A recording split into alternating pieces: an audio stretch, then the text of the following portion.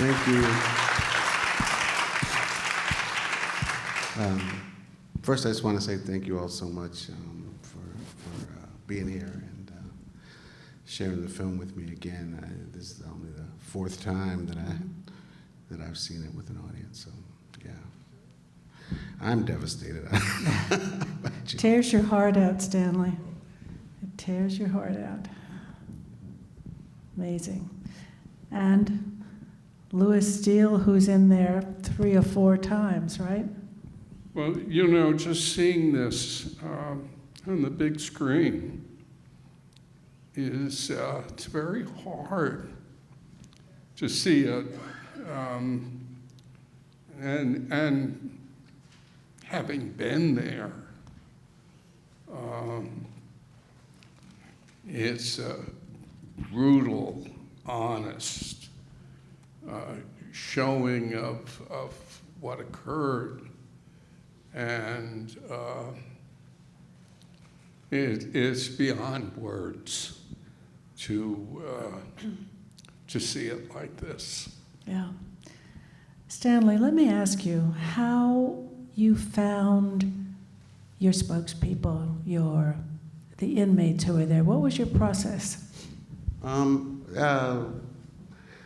A lot of different ways. One, we worked with Heather Thompson, who wrote a book called Blood in the Water. Won a Pulitzer Prize a couple of years ago for the book on Attica, Blood in the Water. So she was an advisor, and she had already talked to a number of people. And then we also worked with a woman named Judy Clark, who is kind of a prison rights advocate.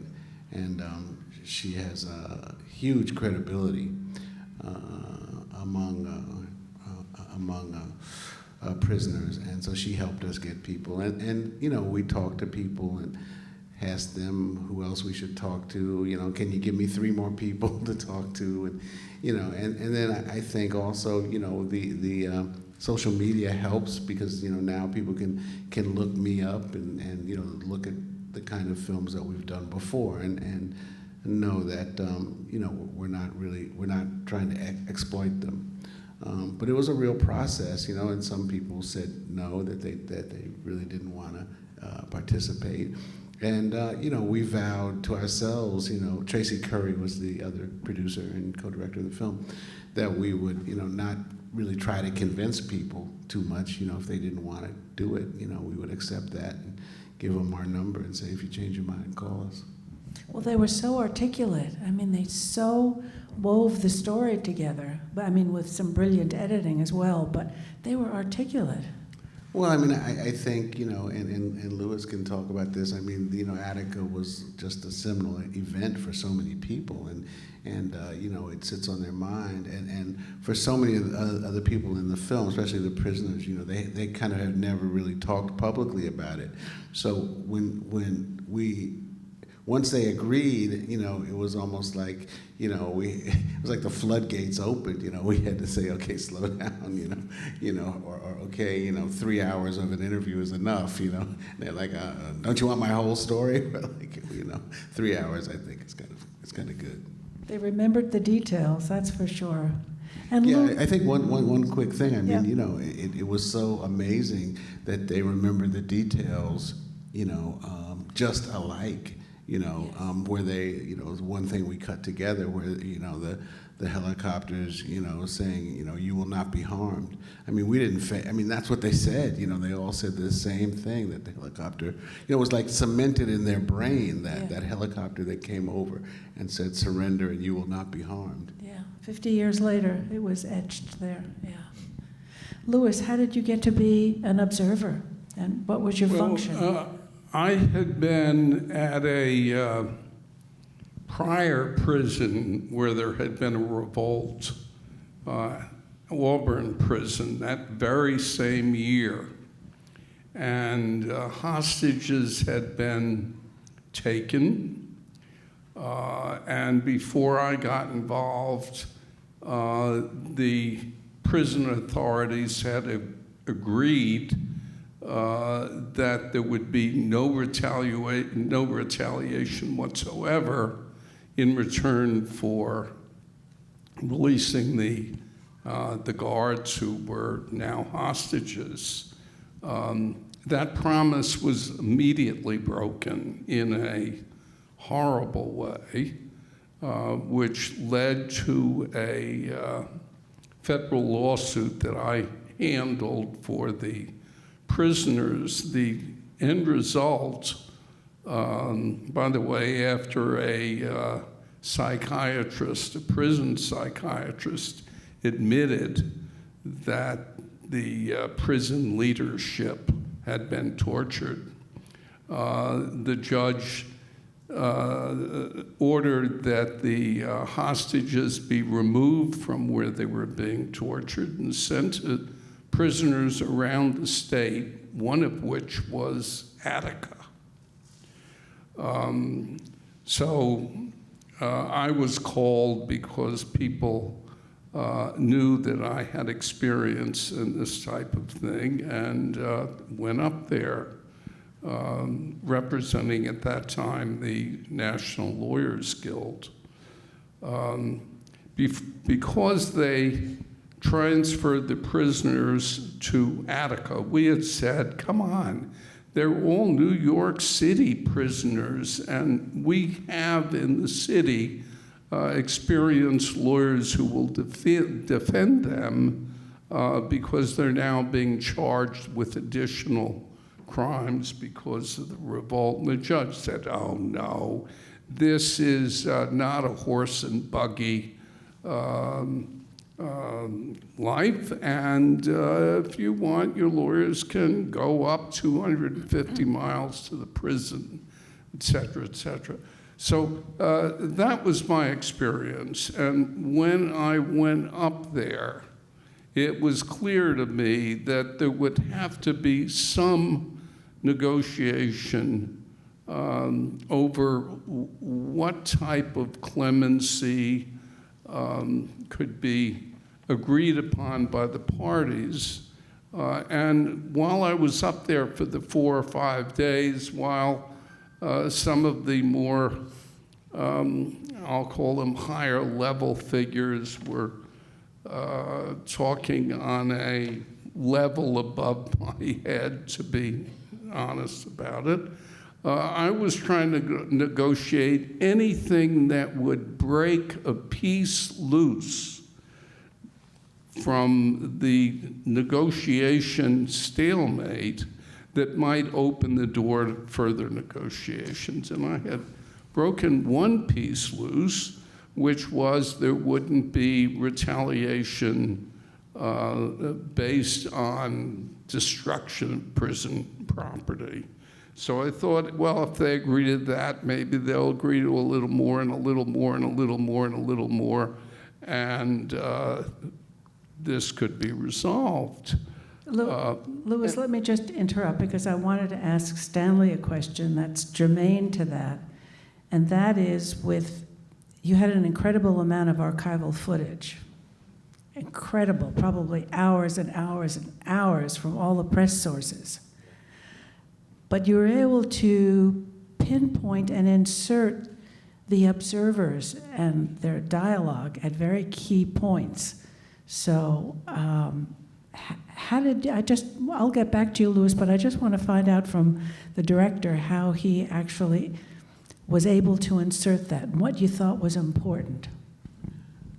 It was just a matter of looking, at the archival over and over again. Anywhere, a lot of times the cameras were shooting without sound, but anywhere they actually was dialogue, back and forth between the observers, or back and forth between Oswald, the police, the prison commissioner. We really looked at really hard, because that was stuff that we really wanted to use. I should also say that one of the things that's really interesting in filmmaking is we actually shot and edited a whole piece of the Auburn story, which was the riot that happened earlier. But there were no cameras at Auburn, so there was no footage of Auburn. And so we ended up kind of cutting the story because it was really interesting background because, as Lewis says, you know, they shipped the troublemakers from Auburn to all different places, and one of the places where they shipped them was Attica.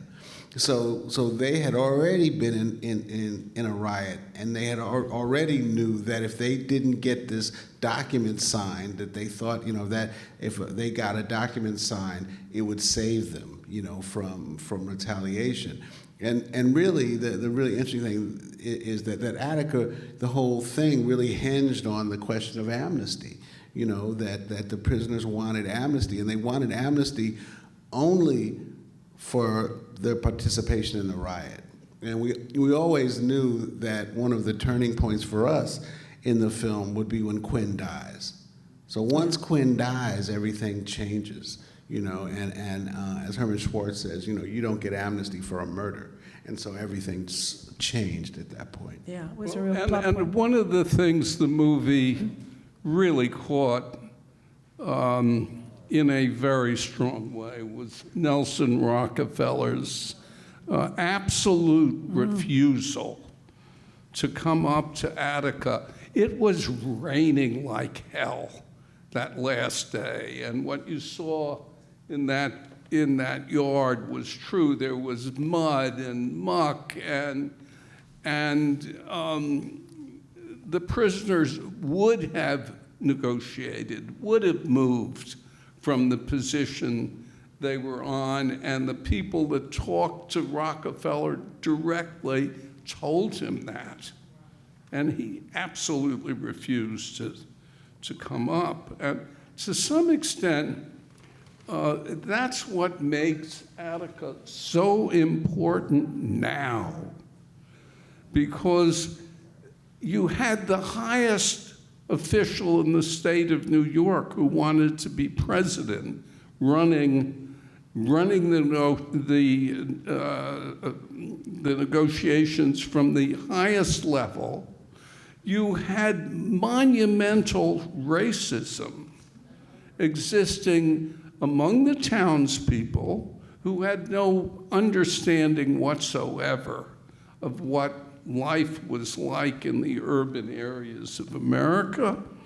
And on top of that, you had the townspeople calling for blood, Yes. not understanding they were calling for the blood of their own husbands and children. So that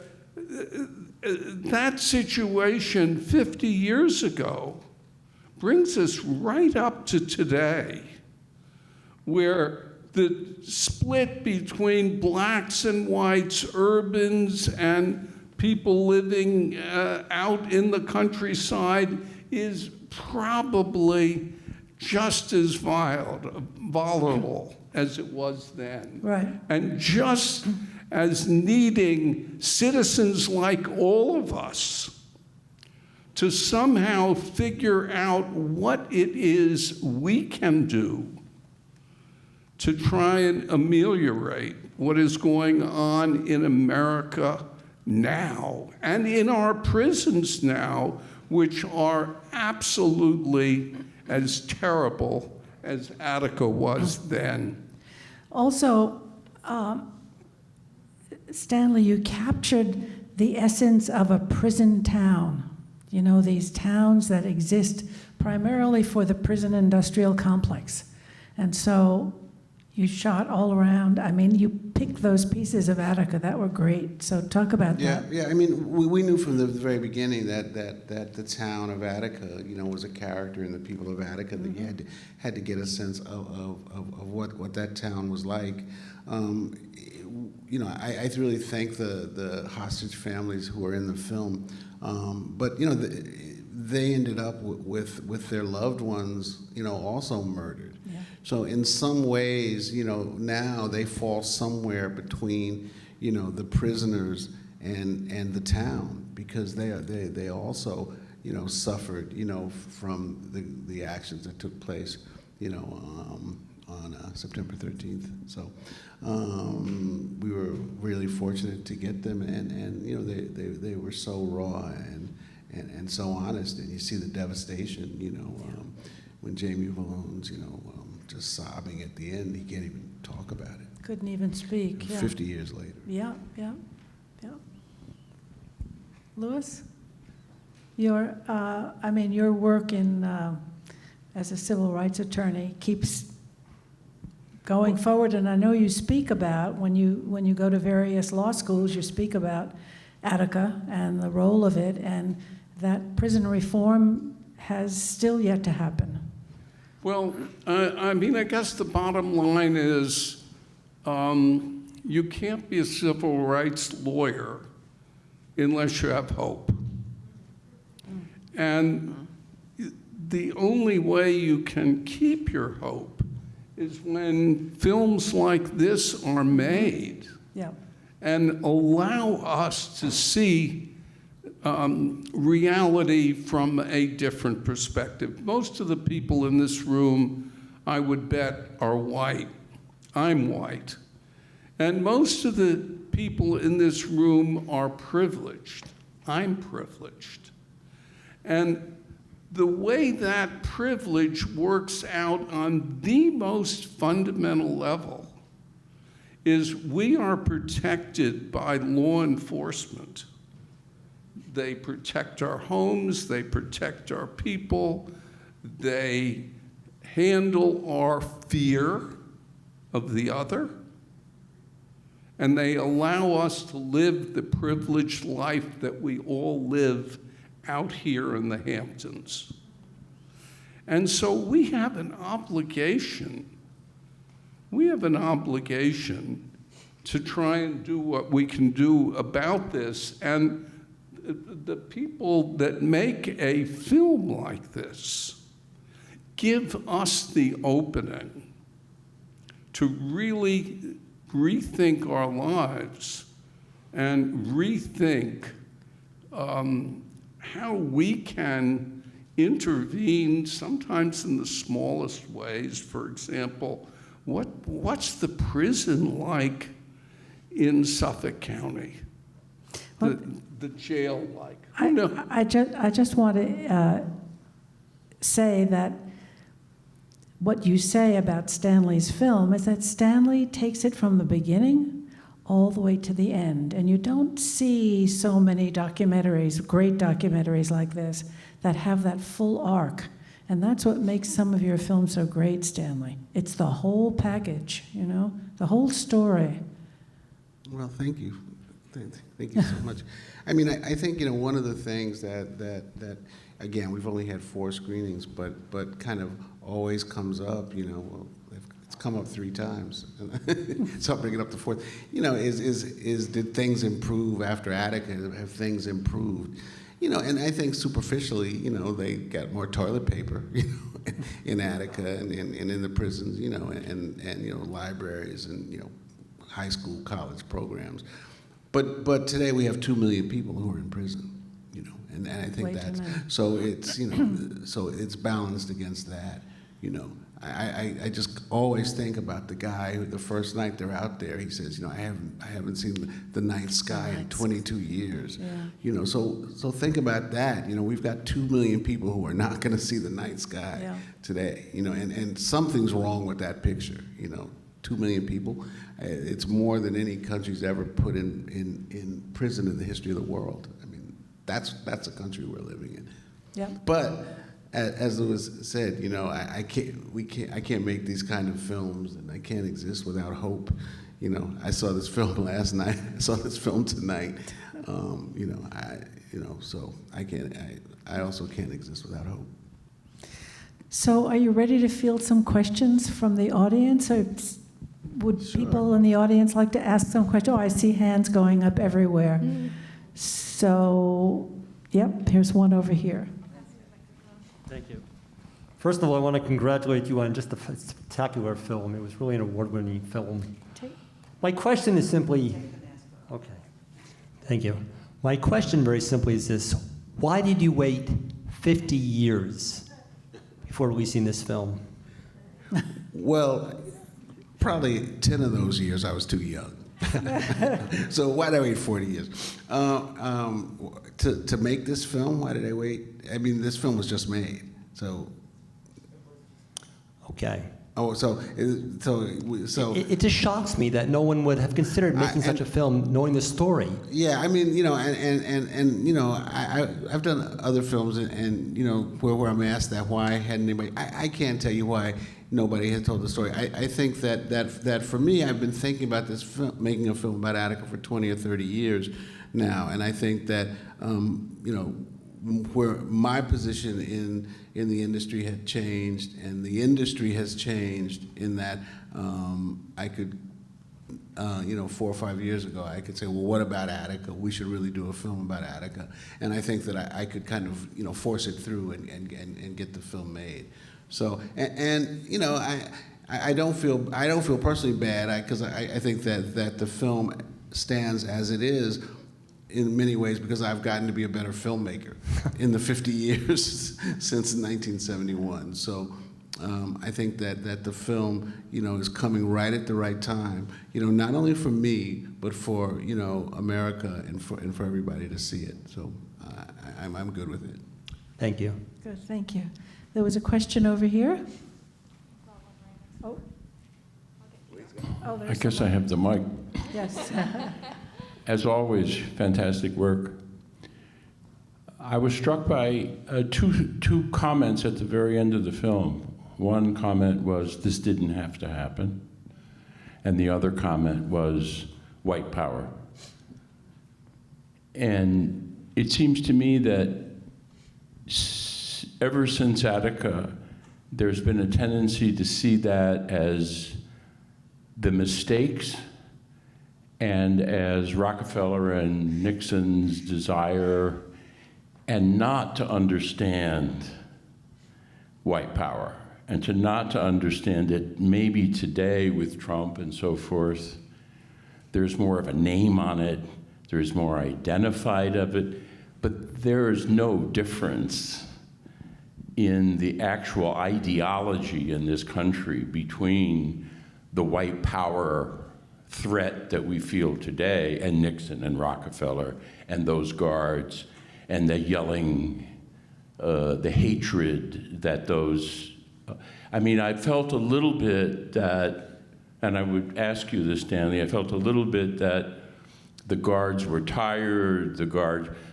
were racist killers, and I felt that was not, somehow that felt like, it didn't feel to me like we really understood that they knew that there's an ideology. It's not just that they're country bumpkins. It's a white racist country, and in certain parts of it, it's much more violent than in others. So your thoughts on that? You guys have to be the judges. I think that comes through. I think that it comes through exactly, what happened. But, also that there's some kind of manipulation, if that's the right word, that also that happens to because in many ways, the people up in Attica are white, yeah, but they're poor. And they're taking the only jobs that they can take, So I think that our job was to kind of balance it. Yes, so that you have some sympathy for them, because I am somewhat sympathetic to them, with them, but also they are racist killers, and the guards were the reason why, in many ways, the prisoners rebelled, because of their treatment by the guards. So, our job as filmmakers was to tell, I hope both truths, because I think that both of those things are true. I think there's one more piece to that. We're all responsible. We're all citizens of this country. We all have been quiet for the 50 years since Attica, when our prisons have been as intolerable as Attica. We are all responsible. And one could easily say that it's the elites that are really responsible, not the country bumpkins. They might act out, but their marching orders, in many ways, subtly, unconsciously perhaps, come from us. And so when you want to talk about white power and responsibility, it seems to me you don't start at the bottom, you start at the top. And that's what we're facing in this country today. Yeah, I mean, I also think that one of the things the film does is make those prisoners, real people. You see their faces. You hear them talk.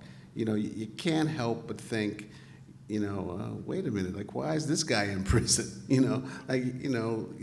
LD, he's just so, intelligent and so, laying it out there. And you have to think about, a little bit about, the society that puts all of these guys, in prison. So, we had 2 hours. We couldn't do too much background, but I think you can't help but see the film, see the faces, hear the people talk, and think about their lives and their lives that from their very birth was guiding them towards ending up in Attica. Yeah, well said. We have a question here. Hi, great film, and I think it's very timely as well. A couple questions. One is what the genesis of the project was. Maybe it was that book or something.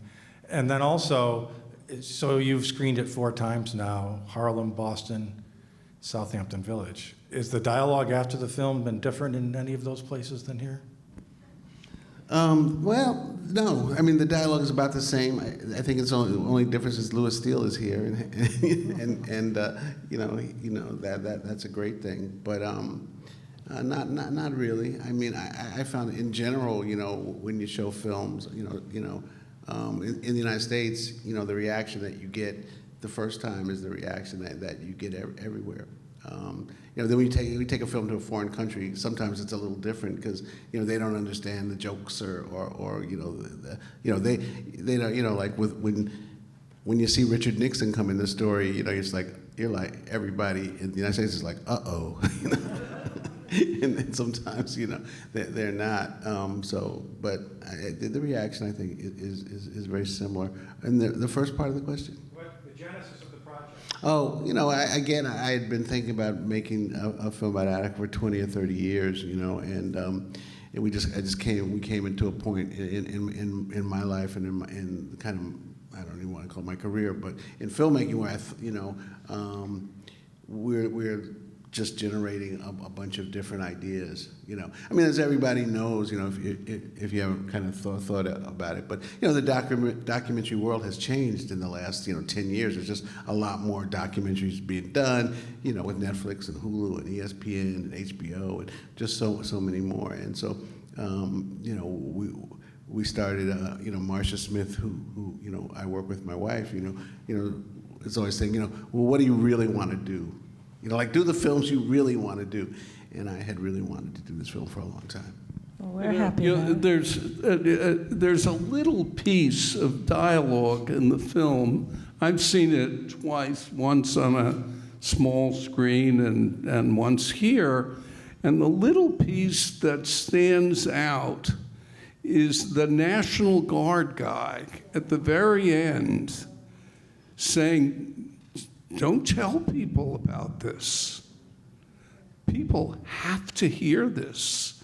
And the brilliance of this film is that in cutting, which I know you had to do because I know how many hours of film you had, you kept that little piece. And that little piece should talk to all of us. Yeah. Well said. Yes. I'm very interested in knowing a little bit more about the injunction that was obtained, and if it was real, if Jimmy the Jew was wrong, and if you know anything more about that than you were able to put in the film. Either one of you. Louis, do you know more? Yeah, I mean, the injunction, first of all, didn't do what was most critical. And I guess Herman Schwartz didn't get into that. But the critical ingredient was what was going to happen in the criminal courts to these 1,200 people, many of whom spilled out into that yard, hadn't done a thing, and as far as they knew, they'd all be indicted. So that the injunction had to deal with the issue of either who was going to be prosecuted, was there going to be clemency, how were these issues going to be handled? And that was the nub of the negotiation that never happened, other than that tiny little piece which I told you about earlier, dealing with damage to the prison. And what Oswald said clearly, being told by Rockefeller what the limits were, that's it, nothing more. So Herman didn't deal with that, and that was critical.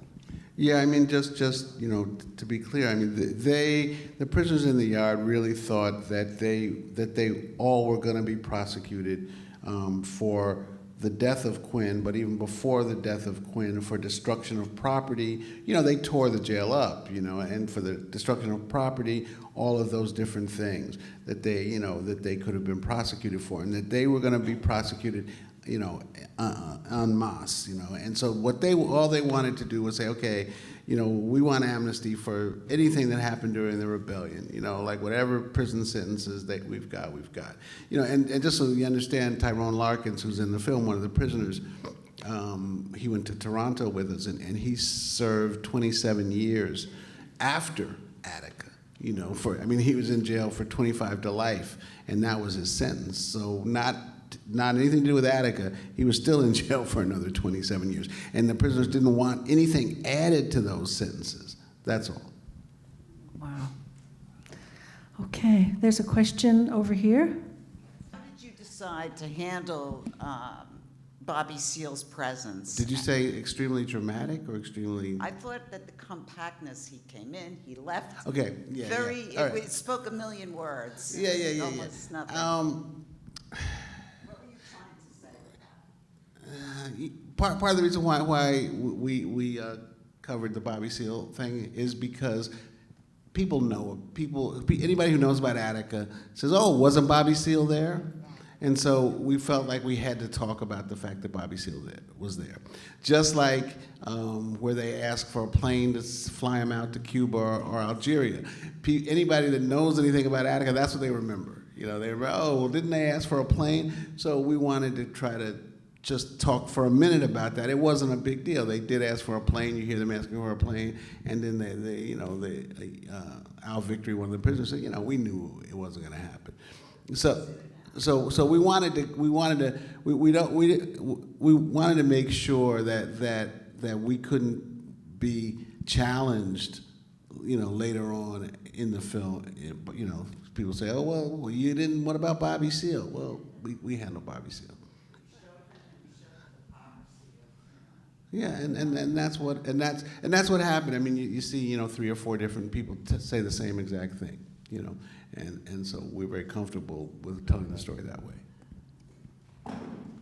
Okay, maybe one more question? Is it? Hi. Any more information on the decision to not have the National Guard go in and to have the groups of law enforcement that seem to have personal vendettas against the prisoners go in? Yeah, I'm not sure why that decision was made, but that was made. I don't even know. Who I don't know if anyone is sure why that occurred. In theory, I've heard that the guards were not supposed to be in there, but clearly they were up there firing away at their fellow guards who were hostages, which of course they didn't do on purpose, but the smoke really made it impossible to determine who was being shot and who wasn't. But I think that's still a mystery that, in my opinion, doesn't need to be solved. It occurred. Yeah, I mean, the National Guard guys say, you know, that as they were going, they were told they were going to be working with evacuating the wounded, and that was their assignment. So that's what they did. I'm not sure how that decision was reached, but the National Guard were actually trained in that kind of thing, in you know, taking back. In that situation, they would have been much better. I mean, the guys who were shooting the New York State, it's like the New York State Highway Patrol. You know, if you go upstate and you're speeding, those are the guys that stop you. Those are the guys that were in charge of taking back the prison, and you know, some of the guards from the prison. I mean, you know, you see the guys running in. You don't see anybody checking IDs. You know, they're just going in with their guns and firing them up. So I'm not sure, you know, how that crazy decision was made. And clearly, Nelson Rockefeller's lawyer, you know, who's in the film, doesn't understand how it was made. But things were just really out of control. I think we have time for one last question, if there is. I was just going to say, Rockefeller would have had to call out the National Guard. It's probably he who decided that they wouldn't be called out. Yeah, I mean, the National Guards were called out, but again, they were called out in a support role to help the medical team. And they, you know, the National Guard were probably the best trained people there to actually have handled it, but they were not handling it. You know, that was, you know, local police, the ex-prison guards, highway, whatever it's called, like the highway patrol, and they were just given rifles and just fired it up. And by the way, with all the time the authorities had to prepare, the medical preparation at Attica was zero, so that wounded prisoners sometimes weren't treated for days. Yeah, I mean, one of the things, you know, that we had to do, and you know, I hope it wasn't, you know, over the top, was actually, you know, to pull back in a way from that last day. You know, there's actually one of the New York surveillance tapes, which is uncut, of them shooting, and it lasts for like 9 minutes. You know, it's if we put it in, you know, you would all been like, get out of here, you know, because it just doesn't. It's unbelievable. You know, as Lewis is saying, we cut out the whole part about the medical care because people were lying in the hot sun, you know, just dying. You know, they were just piles of people. The prisoners, you know, they took the wounded guards and stuff out first, and then the prisoners were just laying there in the sun. So, in some ways, as horrible as it is, it's not. I don't think it's really as horrible as it was. Oh, your timing of it and the brevity of it was at the end of the film, and it was just perfect. It was not overdone. So, do either of you or both of you have anything closing statements to make? What I said before is where I started and stopped. I think as many of you, as you can see yourself clear to doing it, is to try and figure out what it is you can do to see, just if you limit it to prisons, what's going on in the Suffolk County prison, what's going on in Attica today, what's going on in Auburn today. You almost can't read about that in any newspaper. And that's another reason why this film is so critically important. We closed down our newspapers. And we literally don't communicate about areas like this unless we have films like this. Right. Stanley? No, again, I just want to thank Louis for being in the film and being so passionate, and all of you for coming. Again, the film will air on Showtime on November 6th, but we're going to do a theatrical run. So we're going to be in theaters, or a theater in New York, starting October 29th. So please tell people, you're our best advertising for all of it. I think at some point, people see Attica and they think they know the story, but I think that this film is something different. And so please just let people know. Again, the 29th in New York City, and November 6th on Showtime. And I just want to really thank you all so much for coming. Thank you. Thanks to Stanley, director, and to Marcia Smith, executive producer, who's here, and to Louis Steele. Thank you so much.